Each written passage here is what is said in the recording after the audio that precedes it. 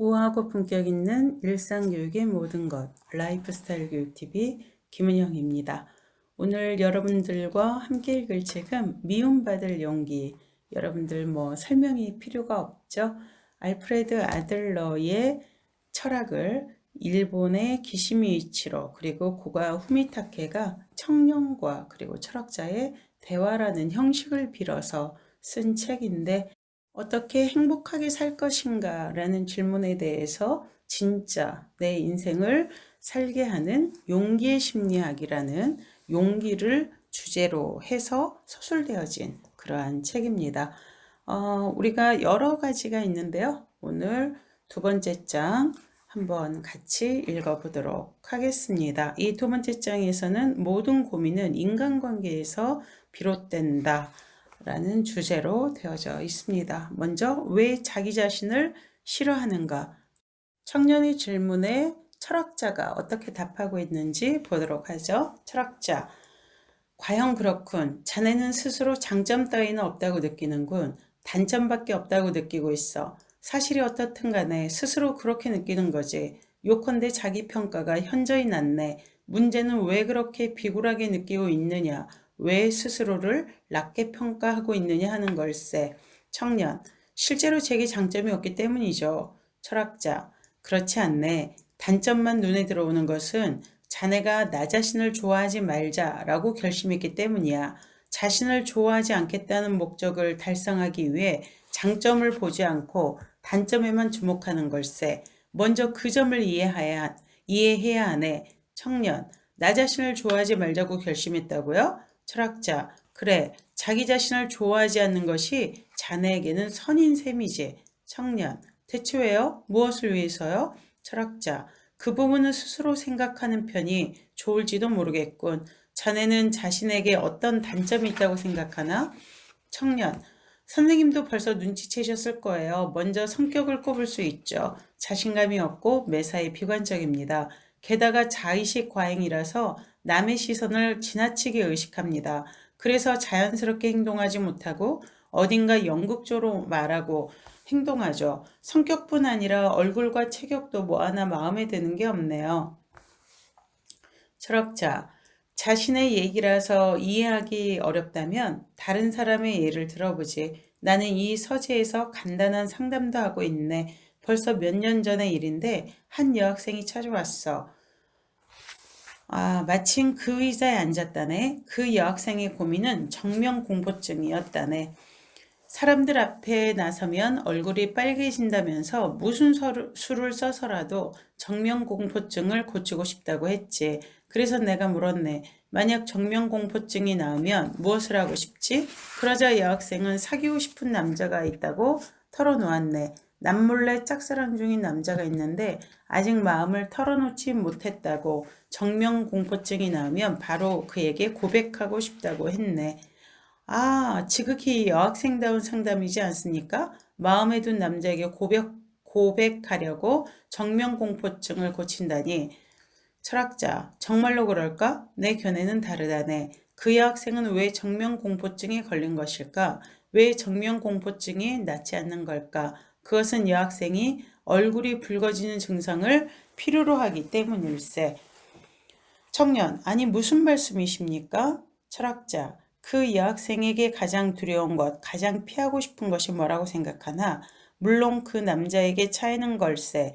시련으로 인해 나의 존재와 가능성을 모조리 부정당하는 것, 사춘기의 시련에는 그런 측면이 강하게 있으니까.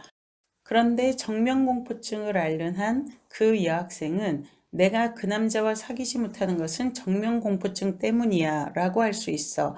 고백할 용기를 내지 않아도 되고 설령 차인다고 해도 스스로를 납득시킬 수 있지. 마침내는 만약 정명공포증이 나으면 나도 라는 가능성 속에서 살 수 있다네. 이건 그 여학생에게만 해당되는 얘기가 아닐세. 수험생은 시험에 합격하면 장밋빛 인생이 펼쳐질 것이라고 기대하고, 회사원은 직업을 바꾸면 만사가 술술 풀릴 것이라고 기대하지. 하지만 막상 바라던 것이 이루어져도 상황이 뭐 하나 달라지지 않는 것을 흔히 볼 수 있다네. 여학생은 자신을 잃고 상처받게 될 거라는 공포심이 있었어. 그래서 정면공포증이라는 증상을 만들어낸 걸세. 이에 내가 할 수 있는 일이란 일단 지금의 나를 받아들이고 결과가 어떻든지 간에 앞으로 나아갈 용기를 갖게 하는 것이라네. 이러한 접근 방식을 아들러 심리학에서는 용기부여라고 하지. 왜 단점에만 집중하며 스스로를 좋아하지 않게 되었는지, 그것은 자네가 남에게 미움을 사고 인간관계 속에서 상처받는 것을 지나치게 두려워하기 때문일세. 정면공포증에 걸려 여학생이 좋아하는 남자에게 차이는 것을 두려워하듯이 자네는 남에게 부정당하는 것을 두려워하네. 누군가에게 무시당하고 거절당하고 마음에 깊은 상처를 입는 것을 무서워하지. 그런 상황에 휘말리느니 처음부터 아무와도 관계를 맺지 않는 편이 낫다고 생각하는 걸세. 즉 자네의 목적은 다른 사람과의 관계에서 상처받지 않는 것이라네. 자신의 단점을 찾아내서 스스로를 미워하고 인간관계에 발을 들여놓지 않으면 되네. 그렇게 자신의 껍데기 안에 틀어박혀 있으면 누구와도 관계를 맺지 않아도 되고 남에게 거절을 당했을 때도 이유를 댈 수 있지. 나는 이런 단점이 있어 거절당했다고. 이런 단점만 없으면 나도 사랑받을 수 있다고. 인정하는 것은 훌륭한 태도일세. 하지만 잊지 말게. 인간관계에서 상처받지 않는 것은 기본적으로 불가능해. 인간관계에 발을 들여놓으면 크든 작든 상처를 받게 되어 있고 자네 역시 누군가에게 상처를 주게 되지. 아들러는 말했네. 고민을 없애려면 우주 공간에서 그저 홀로 살아가는 수밖에 없다. 하지만 그것은 불가능하지. 모든 고민은 인간관계에서 비롯된 고민이다. 철학자, 우리는 고독을 느끼는데도 타인을 필요로 한다네. 즉, 인간은 사회라는 맥락 속에서 비로소 개인이 되는 걸세. 철학자는 말했다. 자네는 대인관계를 두려워한 나머지 자기 자신을 싫어하게 된 것이라고, 자신을 싫어함으로써 인간관계로부터 도망친 것이라고. 그 지적은 청년을 크게 동요시켰다. 인정하지 않을 수 없는 심정을 꿰뚫는 듯한 말이었다. 그러나 청년은 절대 동의할 수 없었다. 인간의 고민이 전부 인간관계에서 비롯된 것이라니. 하지만 나는 그런 세속적인 고민으로 괴로워하는 것이 아니다. 다음, 열등감은 주관적인 감정이다. 그러면 인간관계에 대해 조금 시각을 달리해서 이야기를 나눠보도록 하지. 철학자가 다시 이야기합니다. 자네는 열등감이란 말을 들어본 적 있나? 아들러는 가치가 더 적은 느낌이라는 뜻으로 썼고, 즉 열등감이란 자신에 대한 가치 판단과 관련된 말이라고 이야기할 수가 있네. 가치 판단요? 철학자, 부정적일 때 나는 가치가 없다. 이 정도 가치밖에 안 돼. 라는 느낌으로 쓰이지. 청년, 그 느낌이라면 제가 잘 압니다. 제가 바로 그래요. 나 같은 건 살아있을 가치도 없다면서 날마다 스스로를 탓하죠. 철학자, 그러면 내 열등감에 관해 말해볼까? 자네는 처음에 나를 보고 어떤 인상을 받았나? 신체적인 특징을 말해본다면? 철학자, 내가 어느 날 친구에게 나는 키가 작고 이런저런 불만을 털어놓았더니 쓸데없는 소리라고 우리 친구가 일축해 버리더군. 뒤이어 그 친구는 이렇게 말했네.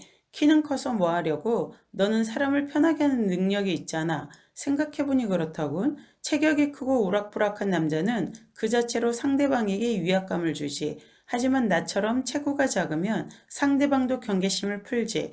그렇구나. 과연 체구가 작다는 것은 내게도 주변 사람에게도 괜찮은 일이구나 하고 생각하게 됐지. 즉 가치 전환을 하게 된 걸세. 이후로는 키에 관해서 더는 고민하지 않았네. 실제로 뭔가가 결여되었거나 뒤처진 것이 아니었다는 뜻일세. 분명히 155cm라는 키는 평균보다 작아. 게다가 객관적으로 측정된 숫자라서 언뜻 보면 열등하게 느껴지지. 하지만 문제는 그 키에 내가 어떤 의미를 부여하느냐, 어떤 가치를 주느냐 하는 점이지. 내가 내 키에 대해 느낀 열등감은 어디까지나 타인과의 비교, 다시 말해 인간관계를 통해 만들어낸 주관적인 감정이었네. 만약 비교해야 할 타인이 존재하지 않았다면 나는 내 키가 작다는 생각 따위는 하지도 않았을 테니까. 자네도 지금 이런저런 열등감에 괴로워하고 있겠지. 하지만 그것은 객관적인 열등성이 아니라 주관적인 열등감이라는 것을 이해하게. 키에 관한 문제조차 주관이 개입하지. 요컨대 우리를 괴롭히는 열등감은 객관적 사실이 아니라 주관적 해석이라는 건가요? 그렇지. 나는 너한테 사람을 편하게 하는 재능이 있잖아 라는 친구의 말을 듣고 한 가지 깨달음을 얻었네. 내 키도 사람을 편안하게 하거나 다른 사람에게 위압감을 주지 않는다는 관점에서 보면 나름대로 장점이 된다는 것을. 물론 나는 주관적인 해석일세. 더 구체적으로 말하자면 내 마음대로 생각하는 거지. 그런데 주관적으로 생각하면 좋은 점이 하나 있네. 자신의 뜻대로 선택이 가능하다는 점. 내 키를 장점으로 볼 것인가 단점으로 볼 것인가 하는 것은 모두 주관에 달린 문제라서 나는 어느 쪽이나 선택할 수 있지. 청년, 생활 양식을 다시 선택하라던 논의가 생각나는데요. 철학자, 그래, 우리는 객관적 사실을 움직이지는 못해. 하지만 주관적 해석은 얼마든지 움직일 수가 있지. 우리는 주관적인 세계에 살고 있네. 이에 관해서는 첫날에 말했을 거야. 청년, 내 여름이든 겨울이든 18도를 유지하는 우물물에 비유해서요. 그럼 열등감을 가리키는 독일어를 떠올려 보게. 방금 전에 나는 그 단어가 가치 판단과 관계가 있다고 말했네. 그렇다면 대체 가치란 무엇일까?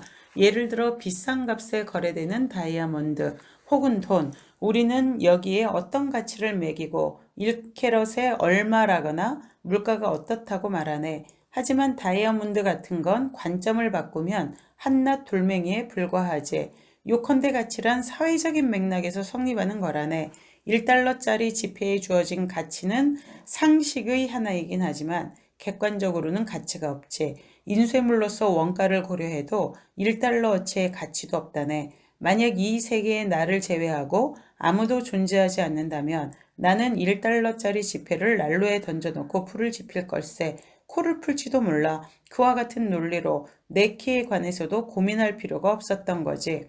청년, 이 세계의 나를 제외하고 아무도 존재하지 않는다면? 철학자, 그래. 가치의 문제도 최종적으로는 인간관계로 환원되는 거지. 모든 고민은 인간관계에서 비롯된 고민이라는 말과도 연결되는군요.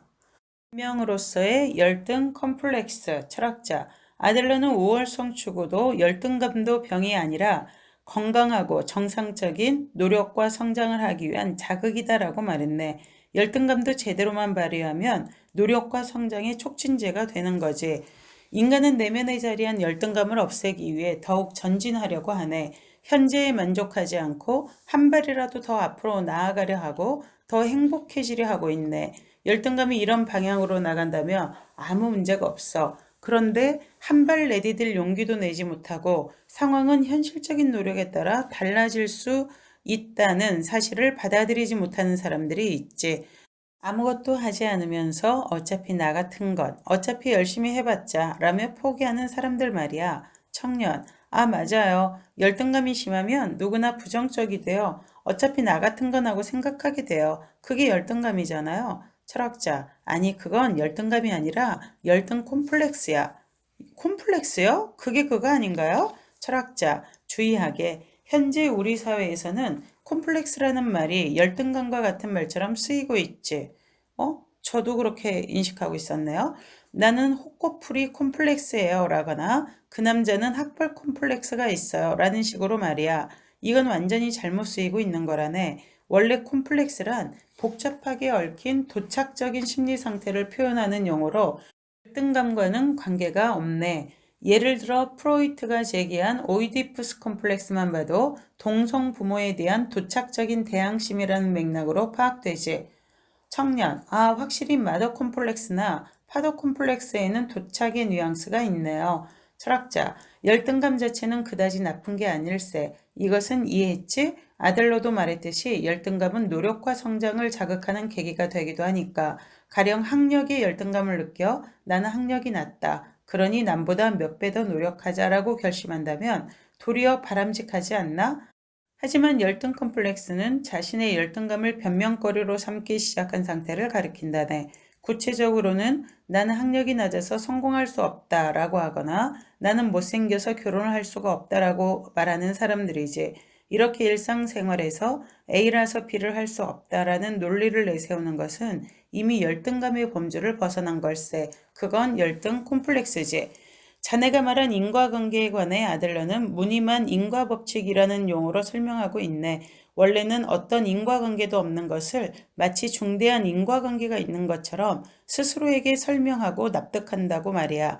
며칠 전에도 내가 결혼하지 못하는 이유는 어린 시절에 부모님이 이혼한 탓이에요 라고 말하는 사람이 있었네. 프로이드의 원인론 관점에서 보자면 부모의 이혼은 큰 트라우마이자 그 사람의 결혼관과 밀접한 인과관계에 놓여 있지. 하지만 아들러는 목적론 입장에서 그것을 무늬만 인과법칙이라며 경계했네. 부모에게 학대받았던 아이가 비행청소년이 된다거나 등교를 거부하고 집안에 틀어박힌다거나 리스트컷 증후군 같은 자해 행위를 하는 경우지. 프로이드의 원인론에서는 이를 부모가 아이를 잘못 키워서 이렇게 됐다라고 단순한 인과법칙으로 설명하네. 화초에 물을 주지 않아서 시들어 말랐다는 식이지. 이해하기 쉬운 해석이면은 분명해. 하지만 아들러의 목적론은 아이가 밝히지 않은 목적, 즉 부모에 대한 복수라는 진짜 원인을 놓치지 않네. 비행을 저지르고 등교를 거부하고 스스로 손목을 그으면 부모는 곤혹스러워해. 당황해서 어쩔 줄 모르고 위에 구멍이 날 정도로 심각하게 고민하네. 아이는 그것을 알고 문제 행동을 하는 걸세. 과거의 원인, 가정환경 등 떠밀려 행동하는 것이 아니라 현재의 목적, 부모에 대한 복수를 달성하기 위해서지. 엄마 아빠를 난처하게 하려고 문제 행동을 한다는 겁니까? 그래. 스스로 손목을 긋는 아이를 보고 도대체 왜 저런 짓을 하는 걸까 하면서 의문을 갖는 사람도 많을 걸세. 하지만 손목을 긋는 행위를 했을 때 주변 사람들, 예를 들어 부모는 어떤 마음일지 헤아려 보게. 그러면 저절로 행위의 배후에 있는 목적이 보일 걸세. 청년, 목적은 복수로군요. 철학자, 그렇지. 그리고 인과관계가 복수 단계에 이르게 되면 당사자끼리 해결하는 것은 거의 불가능하네. 그렇게 되지 않기 위해서라도 권력 투쟁을 위해 싸움을 걸어왔을 때는 절대 응해서는 안 되네.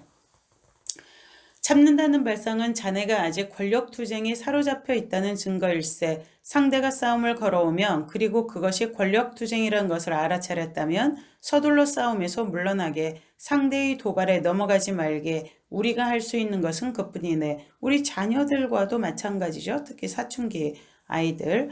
분노를 제어하는 것이 참는다는 것을 뜻하나 그러지 말고 분노라는 감정을 이용하지 않아도 되는 방법을 배우게. 분노란 어차피 목적을 이루기 위한 수단이며 도구니까. 먼저 이해할 것은 분노란 커뮤니케이션의 한 형태이고 아울러 화내지 않는 커뮤니케이션도 가능하다는 사실이네.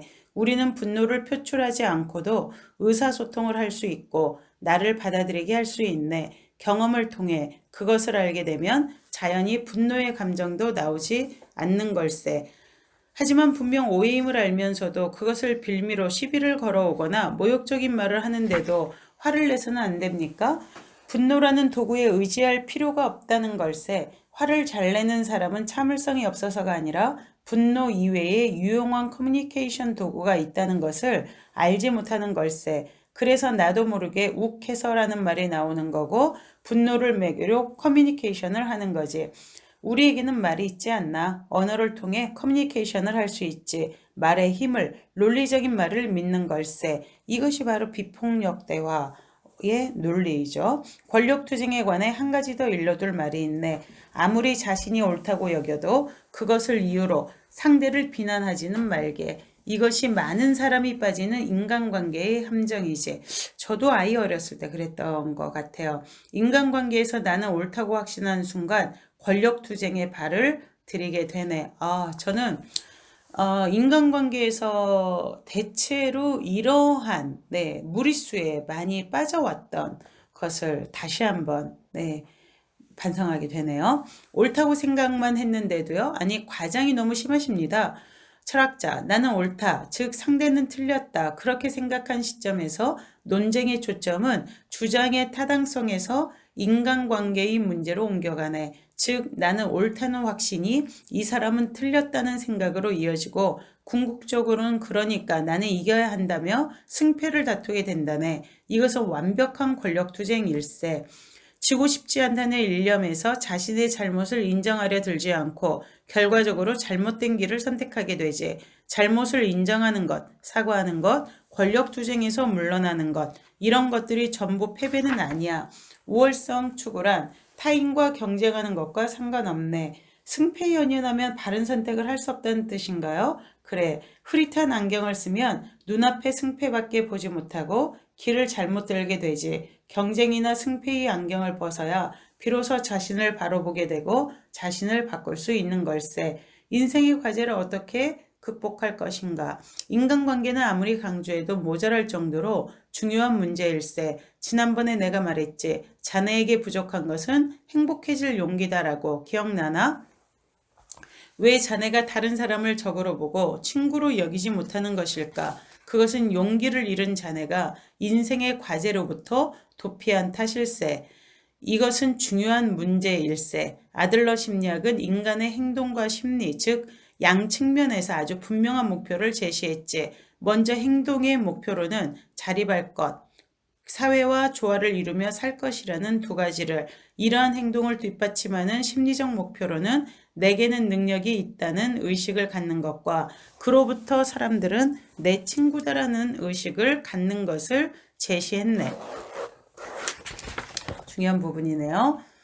행동의 목표, 자립할 것, 사회와 조화를 이루며 살아갈 것, 위의 행동을 뒷받침하는 심리적 목표, 내게는 능력이 있다는 것, 그리고 사람들은 내 친구라는 의식을 가지는 것. 개인이 사회적인 존재로 살고자 할 때 직면할 수밖에 없는 인간관계, 그것이 인생의 과제네. 직면할 수밖에 없다는 의미에서 말 그대로 과제인 셈이지. 아, 잠깐만요. 선생님, 그럼 우리는 일하지 않고 싶어하는 것도, 노동을 거부하는 것도 그저 일과 얽힌 인간관계를 피하고 싶어서라는 건가요? 철학자, 본인이 어디까지 자각하고 있는지 모르겠지만 핵심에 있는 것은 인간관계일세. 가령 취직을 하려고 이력서를 보내고 면접을 봤는데 몇 군데 떨어졌다. 자존심에 금이 갔다. 그렇게 하면서 일하는 의미가 어디 있는지 모르겠다. 아니면 업무상 큰 실패를 맛봤다. 자신의 실수로 회사에 거액의 손실을 입혔다. 이럴 때는 눈앞이 캄캄해지고 다음날부터 회사에 가는 것이 싫어지게 되네. 하지만 이 경우는 모두 일 자체가 싫어진 상황은 아닐세. 이를 통해 다른 사람에게 비판과 질타를 받는 것, 너는 능력이 없으며 이 일에 맞지 않는다고 무능하다는 낙인이 찍히는 것, 이 세상에 둘도 없이 소중한 나의 존엄성에 상처가 나는 것이 싫은 걸세. 요컨대 모든 것은 인간관계에서 비롯된 문제라는 걸세. 저 자신도 굉장히 많이 반성을 하게 됩니다. 지인의 수는 결코 중요하지 않네. 이는 사랑의 과제와도 연결되는 내용인데 중요한 것은 관계의 거리와 깊이라네. 자네가 변하면 주변도 달라지네. 달라질 수밖에 없지. 아들러 심리학은 타인을 바꾸기 위한 심리학이 아니라 자신을 바꾸기 위한 심리학일세. 타인이 변하기를 기다리는 것도 상황이 변하기를 기다리는 것도 아닐세. 자네가 첫 발을 내딛기를 기다리고 있지.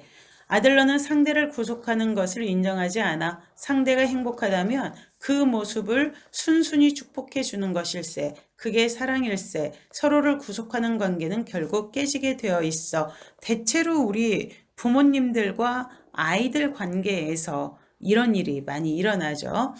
인간은 이 사람과 함께 했으면 자유롭게 행동할 수 있다는 생각이 들었을 때 사랑을 실감할 수 있네. 열등감을 느끼지 않고 우월감을 과시할 필요도 없이 평온한, 지극히 자연스러운 상태라고 할 수 있지. 진정한 사랑이란 그런 걸세. 함께 사이좋게 살고 싶다면 서로를 대등한 인격체로 대하지 않으면 안 된다. 모든 관계에서 그렇겠죠. 부모-자식 관계의 어려움이 여기에 있네. 지금 단계에서 말할 수 있는 것은 피하지 말라는 걸세. 아무리 어려워 보이는 관계일지라도 마주하는 것을 회피하고 뒤로 밀어서는 안 돼. 설령 끝내 가위로 끊어내더라도 일단은 마주볼 것. 가장 해서는 안 되는 것이 이 상황, 이대로 멈춰서 있는 것이라네.